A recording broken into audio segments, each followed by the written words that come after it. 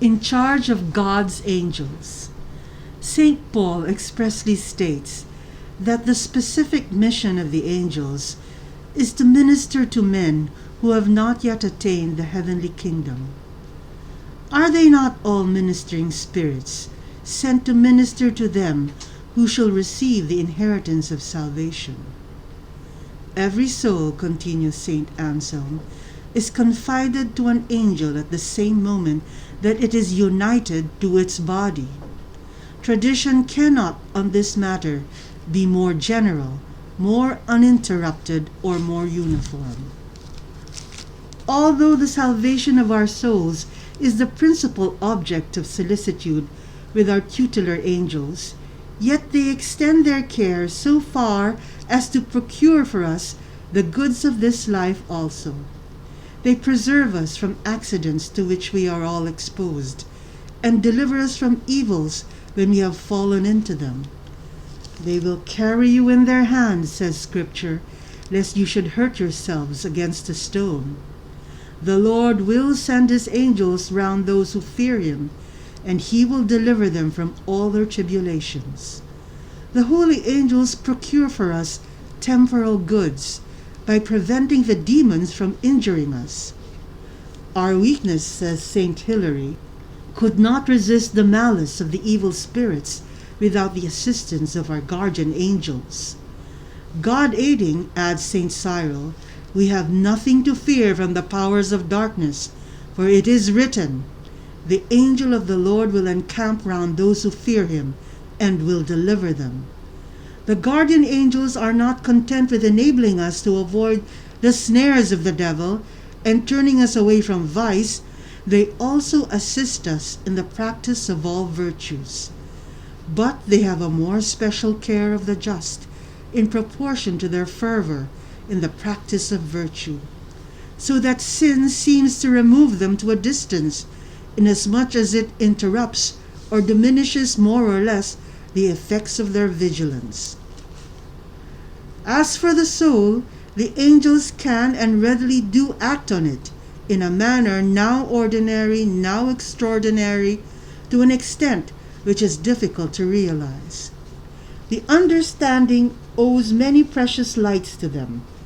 Regarding angelic operations on the human will, the universal experience of mankind testifies how many inspirations of good angels are efficacious in leading us to virtue, and on the other hand, how often the suggestions of the wicked spirits are efficacious in leading us to vice.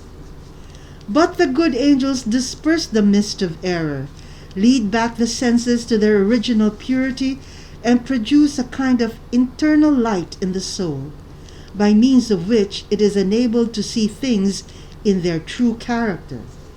Such are in their nature the admirable creatures whom we call the good angels. Wherever we go, writes Cardinal O'Connell in his beautiful pastoral on the holy angels, this angelic partnership is never interrupted. Heavenly spirits shield us from bodily dangers and minister to us in our temporal needs. Intent upon the salvation of our souls, they instruct us, they protect us, they plead for us with God. To every want of the soul through life they minister, that they may assist it to arrive safely at its journey's end. All this they do for us, if we but let them. Every help that they can give us is ours, if we but welcome them and gratefully cooperate with them. Many are the motives which prompt such constant devotion to our interests. These celestial patrons, we know, are close to the merciful heart of the Redeemer. They understand, therefore, his untiring concern for our welfare, and from their inexhaustible fountain of love, they imbibe the tenderest affection in our regard. However, what especially enhances the intensity of their affection is the fact that they have a divine commission to watch over us and to be for us here upon earth the instruments of God's mercies. This it is that urges them to sweep down from their golden skies to flash swiftly and joyously through the dim air of this lower world, that we may assure us of our love and be at hand in all fear and trouble. And with what admirable solicitude and unceasing watchfulness do these protecting angels fulfill this divine commission with regard to us. At every moment, though unseen, they are by our side. They never forsake us from the first breath we draw until we have entered into the possession of our eternal destiny.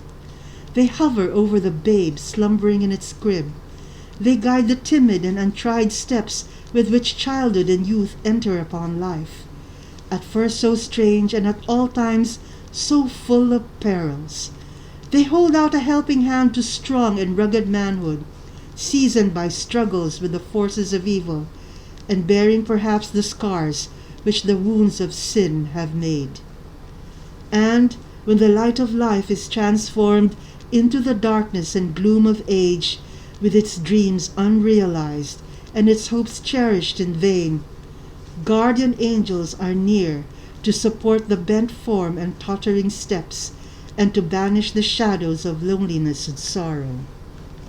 The lives of the saints reveal that many of them had devotion to their guardian angels. Some were even privileged with the familiar companionship of their angels, and received visible proofs of the services which the holy angels render to those under their charge. Saint Rose of Lima, the first American blossom of sanctity upon whom Holy Church conferred public veneration, lived a life of great purity and innocence. From early childhood, she was privileged to hold familiar intercourse with the holy angels.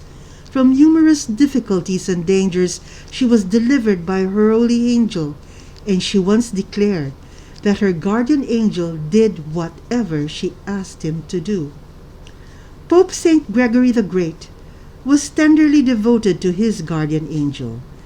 It was to him that he owed the obtaining of the papal dignity. During the time the saint was abbot of a monastery he had built in Rome, his guardian angel frequently appeared to him, disguised as a poor merchant, and begged for alms. After he became pope, St. Gregory adopted the custom of daily feeding 12 poor persons. Among these, he beheld one whose virtuous bearing impressed him deeply. Upon inquiring of this person who he was, he received the reply, "I am the poor merchant to whom you gave, besides $12, the silver dish of your mother. This act of charity, which I caused you to perform, prepared you for the dignity of high priest. I am your angel. Fear not, Gregory. God sent me to tell you that you would obtain everything you asked for through my service. As I was the cause of your being raised to the chair of Peter, I shall also protect and preserve you in this position until death."